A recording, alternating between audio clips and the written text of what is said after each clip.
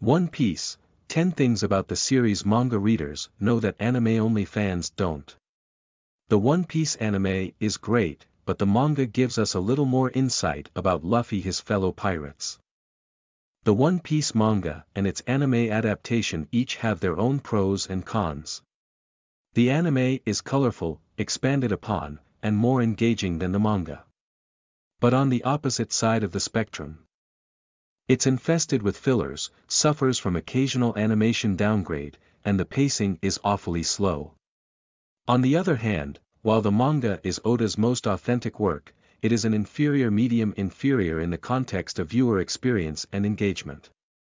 That being said, though the two medium each expresses Oda's masterpiece of a story in their own ways, fans usually prefer the manga in that regard. Not only is the manga filler-free, but it also has much canon content that doesn't make it to the anime for one reason or another.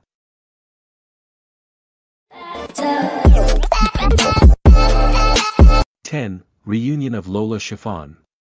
Lola and Chiffon are amongst the few Big Mom children who the fans like. The twin sisters were featured in separate arcs. Lola made her debut almost 400 chapters prior to Chiffon in the Thriller Bark arc, while Chiffon was only introduced in the latest Whole Cake Island arc.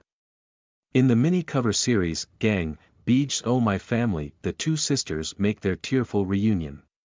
That, of course, didn't and probably wouldn't make it to the anime due to being a cover page.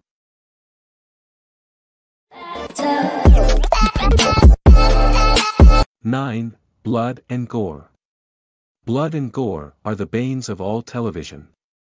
In the manga, blood and gore could be explored while keeping the reader's disturbance levels generally low, at least in contrast with the anime. After all, black and white blood could never compete with actual red blood in terms of shock value. Some examples of toned-down gore in the anime are Whitebeard's partially destroyed face, which was never adapted, and Belmir's tragic death where she was shot in the head rather than chest in the manga.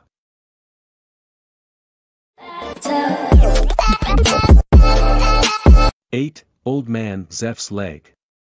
Zeph, Sanji's father figure, lost his leg in his endeavor to save the sinking Sanji.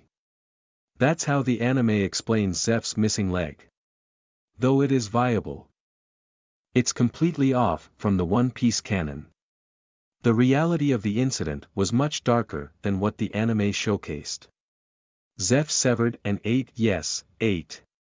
his own leg in a desperate attempt to fend off starvation.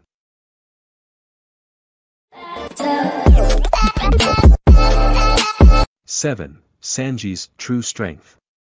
The true strengths of the post-timeskip Straw Hats have always been a subject of heated debate. Sanji, for one, always ends up with the shorter end of the stick. He is indeed strong, but he is viewed by some as weaker than his counterparts. Sanji's fight against Virgo in the anime is often referred to in the arguments against him. However, Sanji's fight against Virgo was actually way swifter than what the anime led the fans to believe. Sanji was noticeably more relaxed in the manga.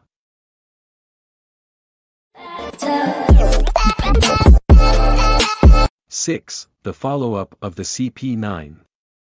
Following the events of Enies Lobby, a Buster Call was summoned for the sole purpose of erasing Robin, not the most low-profile means of assassination, but an efficient one nonetheless.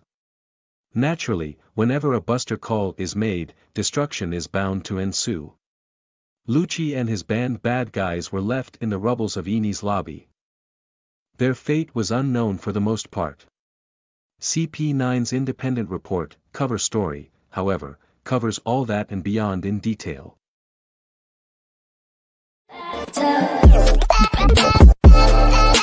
5. The Straw Hat Grand Fleet Status. Similar to the CP9's independent report mini-cover series, the stories of the self-proclaimed Straw Hat Grand Fleet miniseries details the individual journeys of the Straw Hat Grand Fleet members after the events of Dressrosa. Bartolomeo and his crew unceremoniously burning the flag of the Red Hair Pirates, as well as Sai's and Baby Five's wedding, are but a few peaks in this interesting cover story.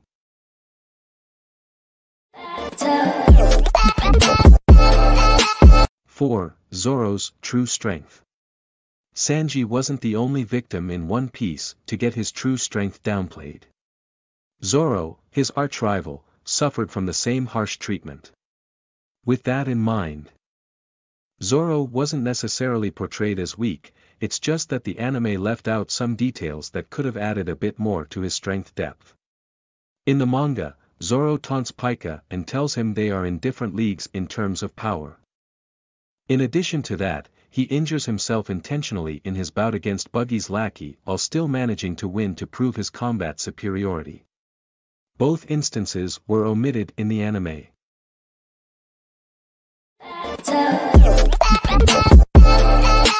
3. A more mature One Piece.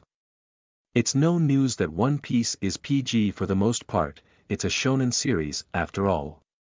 But with all said and done, that still does not stop the manga from occasionally tackling some subjects that are not the most PG. The blood and gore aside, the narration in the manga is a tad darker than it is in the anime. There's also Law's infamous middle finger that was scrapped off from the anime on 2 occasions for obvious reasons.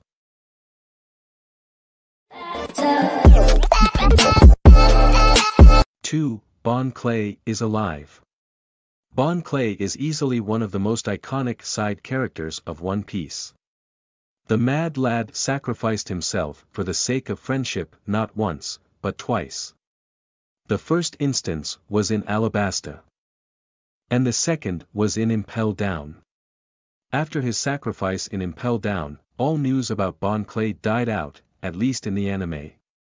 In the manga, he managed to survive Magellan's wrath and became the new Okama Queen.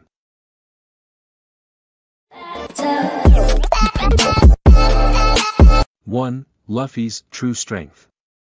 The last case of manga-only content that anime fans remain unaware of is Luffy's post-timeskip strength. Zoro and Sanji had their strengths tuned moderately. But Luffy wasn't so lucky. In the manga, Luffy shed 0 sweat in his confrontations against Hody Jones and Caesar Clown.